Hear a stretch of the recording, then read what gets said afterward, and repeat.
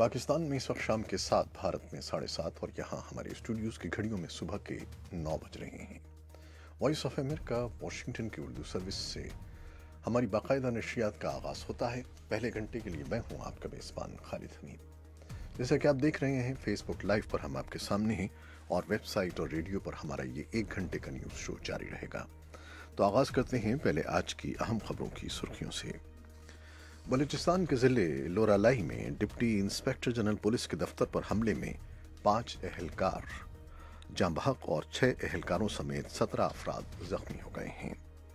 پاکستان کے supreme court نے توہین مذہب کے مقدمے میں آسیہ بی بی کی بریت کے فیصلے کے خلاف نظر ثانی کی اپیل مسترد کر دی ہے۔ پاکستان کے وزیر خارجہ شاہ محمود قریشی نے منگل کو استصواب رائے کا مطالبہ کرنے والی کشمیری جماعتوں کے ایک اتحاد حریت کانفرنس کے سربراہ اور سرکردہ مذہبی رہنما میر وائز عمر فاروق کو فون کر کے انہیں اسلام آباد کی ان کوششوں سے آگاہ کیا ہے جو بھارت کے زیر انتظام کشمیر میں پائی جانے والی انسانی حقوق کی صورتحال کو عالمی سطح پر ابھارنے کے لیے کر رہا ہے۔ ان خبروں کی تفصیلی رپورٹس بھی ہمارے پاس ہیں جو کچھ دیر میں آپ کے لیے پیش کریں گے۔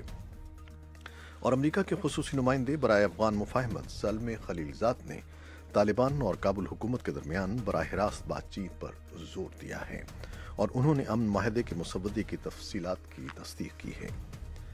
17 سال سے جاری افغان تنازع کے حل کے لیے امریکہ اور طالبان کے مذاکرات کاروں کا کہنا ہے کہ انہوں نے لائحہ عمل کے ایک مسودے پر اتفاق کر لیا ہے جس کا مقصد افغانستان میں امن کا قیام ہے۔ اور بھارت کی حکومت نے سپریم کورٹ سے ایک درخواست کے ذریعے ایودھیا کی تاریخی بابری مسجد کے مقام سے متصل غیر متنازع اراضی کو رام مندر ٹرسٹ کے حوالے کرنے کی اجازت طلب کر لی ہے۔ امریکہ کے صدر ڈونلڈ ٹرمپ نے ایوان نمائندگان کی اسپیکر نینسی پیلوسی کی جانب سے 5 فروری کو کانگریس کے مشترکہ اجلاس سے اسٹیٹ آف دی یونین خطاب کرنے کی دعوت قبول کر لی ہے۔ اور وائٹ ہاؤس کا کہنا ہے کہ صدر ٹرمپ ایک اور حکومتی کاروبار کی بندش سے بچنا چاہتے ہیں، تاہم وہ میکسیکو امریکہ سرحد پر نئی رکاوٹوں کی تعمیر کے لیے پرعزم ہیں، جبکہ ڈیموکریٹس بدستور اس منصوبے کو مسترد کرتے ہیں۔ یہ تھیں 6 سرخیاں، تفصیل کچھ دیر کے بعد۔ بلوچستان کے ضلع لورالائی میں ڈپٹی انسپکٹر جنرل پولیس کے دفتر پر حملے میں 5 اہلکار جاں بحق اور 6 اہلکاروں سمیت 17 افراد زخمی ہو گئے ہیں۔ صوبائی وزیر داخلہ میر ضیاء لانگو نے صحافیوں کو بتایا ہے کہ حملہ منگل کی دوپہر پولیس کمپلیکس لورالائی میں واقع ڈی آئی جی کے دفتر پر کیا گیا۔ حملے کے وقت پولیس کمپلیکس میں نائب قاصد کی بھرتیوں کے لیے ضلع کے نوجوانوں سے تحریری امتحان لیا جا رہا تھا۔ وزیر داخلہ کے مطابق تحریری امتحان کے دوران مسلح افراد نے پہلے دفتر کے مرکزی دروازے پر دستی بم پھینکا، جس کے بعد وہ کمپلیکس کے اندر داخل ہو گئے اور وہاں موجود لوگوں پر اندھا دھند گولیاں برسائیں۔ فائرنگ سے 2 پولیس اہلکاروں نے موقع پر ہی دم توڑ دیا، جبکہ 3 نے ہسپتال میں دم توڑ دیا۔ پاکستان کی سپریم کورٹ نے توہین مذہب کے مقدمے میں آسیہ بی بی کی بریت کے فیصلے کے خلاف نظر ثانی کی اپیل مسترد کر دی ہے۔ چیف جسٹس آصف سعید کھوسہ کی سربراہی میں سپریم کورٹ کے 3 رکنی بینچ نے منگل کو اسلام آباد میں نظر ثانی کی اپیل کی سماعت کی۔ بینچ جسٹس قاضی فائز عیسیٰ اور جسٹس مظہر عالم خان میاں خیل پر مشتمل تھا۔ اور امریکہ کے خصوصی نمائندے برائے افغان مفاہمت زلمے خلیلزاد نے طالبان اور کابل حکومت کے درمیان براہ راست بات چیت پر زور دیا ہے، اور انہوں نے امن معاہدے کے مسودے کی تفصیلات کی تصدیق کی ہے۔ زلمے خلیلزاد نے پیر کے روز کابل میں کہا کہ امریکہ کی یہ پالیسی ہے کہ افغان آپس میں بات کریں۔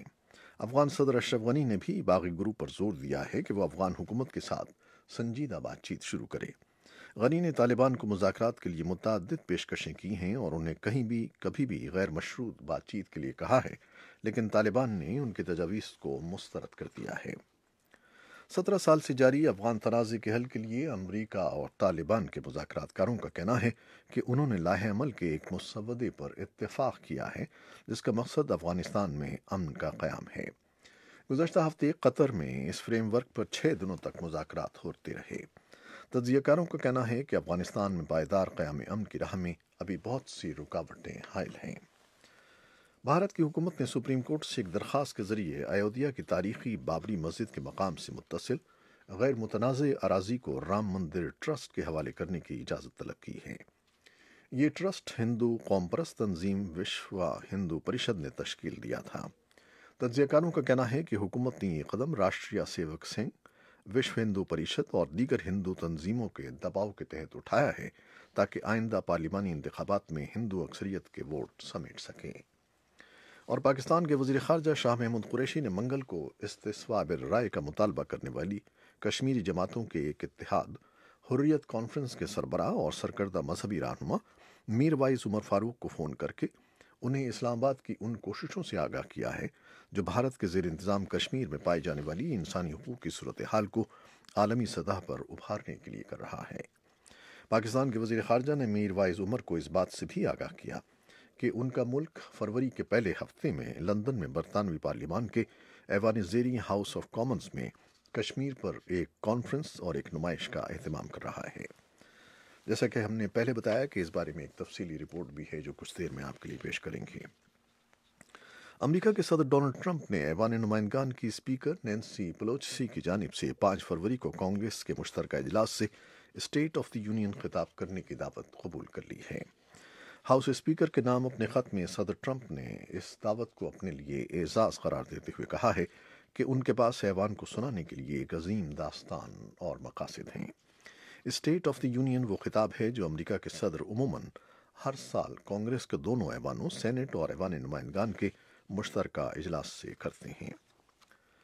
और वाइट हाउस का कहना है कि सदर ट्रंप एक और हुकूमती कारोबारी बंदिश से बचना चाहते हैं, ताहम वो मैक्सिको अमेरिका सरहद पर नई रुकावटों की तामीर के लिए पुरज़्म हैं, जबकि डेमोक्रेट्स बदस्तूर इस मंसूबे को मुस्तरद करते हैं। और वेनेजुएला के सदर निकोलस मदुरो ने सदर ट्रंप पर इल्ज़ाम लगाया है कि उनके मुल्क में तशद्दुद के वो जिम्मेदार हैं, जबकि इससे पहले अमेरिका ने वेनेजुएला की हुकूमती मिल्कियत में चलने वाली तेल कंपनी पर ताज़ीरात आयद कर दी हैं।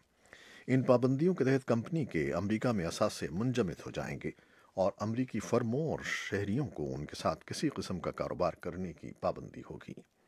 मदुरो ने पीर की रात मीडिया पर खिताब में सदर ट्रंप को तनकीद का निशाना बनाया और इल्ज़ाम लगाया कि वो हुकूमत की तब्दीली के लिए उन पर दबाव डाल रहे हैं कि वो इक़्तिदार अमरीकी पुश्तपनाही वाली अपोजिशन के हवाले करते हैं। मदुरो का कहना था,